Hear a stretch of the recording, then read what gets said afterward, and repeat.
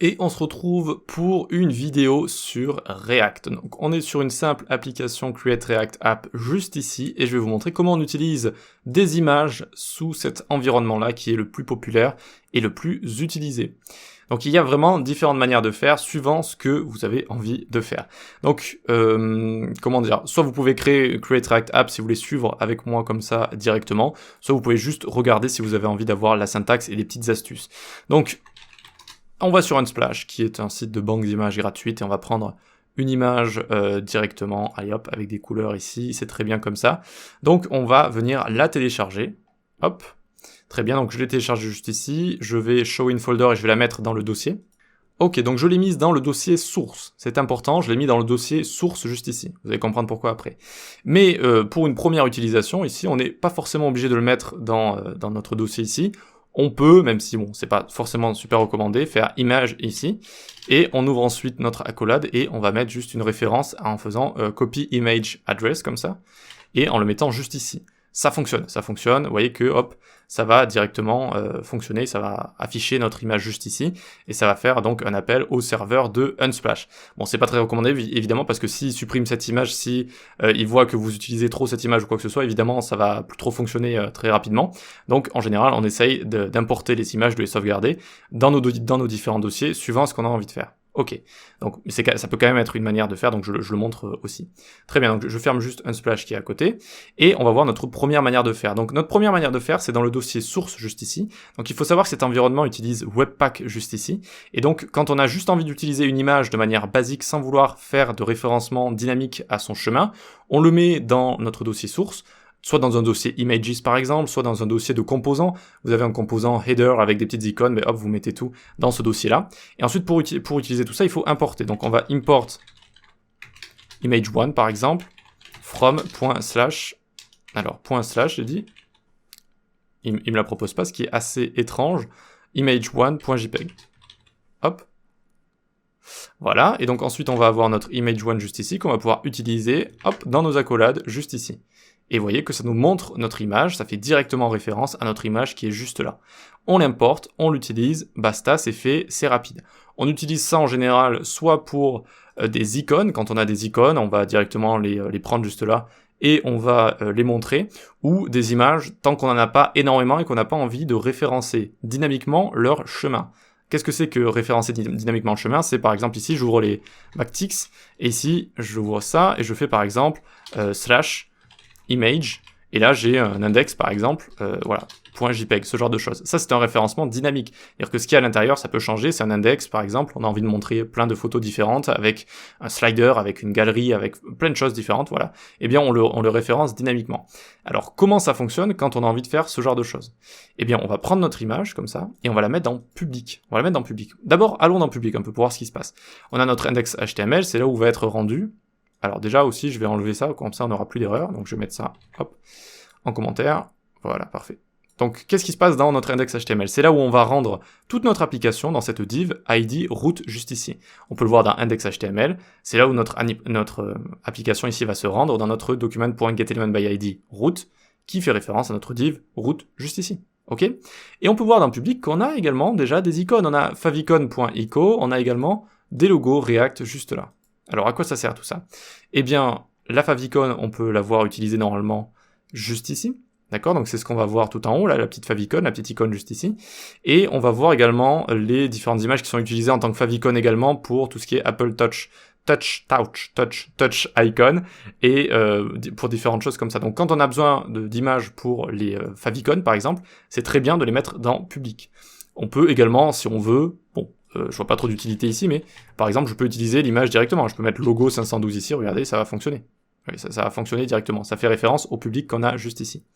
Et quand on a également envie de faire des références dynamiques à nos différentes images, par exemple quand on a un slider avec toutes les images déjà préconçues, on peut mettre toutes les images dans public juste ici. Donc regardez, je vais tac, je vais la déplacer juste ici.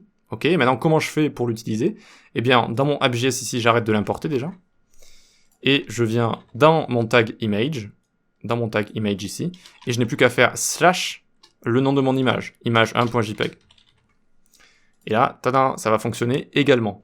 Mais là, ça n'est plus utilisé par Webpack, ce n'est plus dans le dossier source, donc on va perdre certains avantages de Webpack, c'est-à-dire on va plus avoir un hash pour chaque image qui va permettre de les différencier, qui va permettre de les faire charger un petit peu plus rapidement en fonction des images qu'on peut avoir. Donc on perd certains avantages, mais on en gagne d'autres, c'est-à-dire qu'on a toutes ces images comme ça qui sont à la racine et qui sont directement disponibles. Elles sont directement disponibles, et donc je vais pouvoir faire des chemins dynamiques juste ici. Donc par exemple, j'ai const index égale 1, voilà un exemple très simple, et là je peux faire ce dont je vous avais parlé tout à l'heure. J'ouvre les backticks, hop, $ accolade, tac, alors évidemment il faut mettre les accolades auto, allez, tac, tac, hop, ok, et à l'intérieur, donc ce que j'ai juste ici, je vais pouvoir mettre, alors, je me suis emmêlé les pinceaux, il y avait du rouge partout, ça m'a fait paniquer. Donc c'est bien le $ accolade qu'on met juste ici, index, ok. Et donc là, vous voyez que ça fonctionne. Ça fonctionne, ça peut paraître anodin, mais quand vous avez un slider, quand vous avez des choses qui vont bouger comme ça, et qui vont changer en fonction de l'action d'un utilisateur ou de ce genre de choses, c'est extrêmement pratique de pouvoir faire des chemins comme ça qui sont dynamiques. Donc si vous avez besoin de faire ce genre de choses, n'hésitez pas à mettre vos images dans votre dossier public, ou de faire un dossier par exemple image slider ou slider comme ça, et vous mettez tout à l'intérieur. Et donc pour y accéder, c'est très simple, il suffit de faire / et ça va directement faire référence à la racine de votre site, là où se trouvent vos images comme ça, ok? Donc voilà, quand vous voulez faire des chemins dynamiques. Sinon, si vous voulez utiliser directement les images dans des composants, une fois sans chemin dynamique, et en profitant des avantages de Webpack, qui va être de, par exemple, envoyer une erreur si elle n'est pas chargée, ou si elle n'est pas bien, si le chemin n'est pas bien mis, ou ce genre de choses, il faut aller dans le dossier source juste ici, voilà. On peut également utiliser des SVG, donc on peut utiliser des SVG d'exactement la même façon, si vous voulez je vous montre. On va dans une banque d'icônes SVG qui est Flat Icons, comme ça, qui est pas mal, je vous recommande ce site, il est assez cool. Et là je mets par exemple piano, hop, et on va se prendre un piano, tac, tac, on prend le SVG juste ici, très bien, et on va pouvoir directement se le mettre.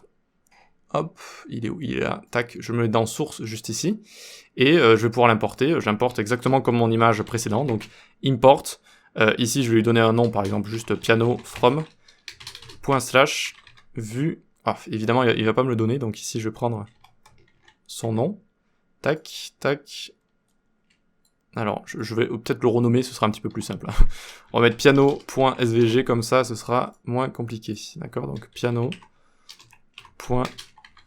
parfait, donc j'ai mon piano juste ici, je vais cacher mon image, et je vais envoyer, hop là, mon piano. Et tada, j'ai bien mon piano qui est juste ici, ça fonctionne de la même manière. Donc ce qu'il faut retenir de cette vidéo, c'est assez simple. Si vous avez besoin de faire des segments dynamiques, des chemins dynamiques, vous envoyez dans le public, et ensuite vous faites des références juste en faisant un / et puis le chemin de votre image juste ici.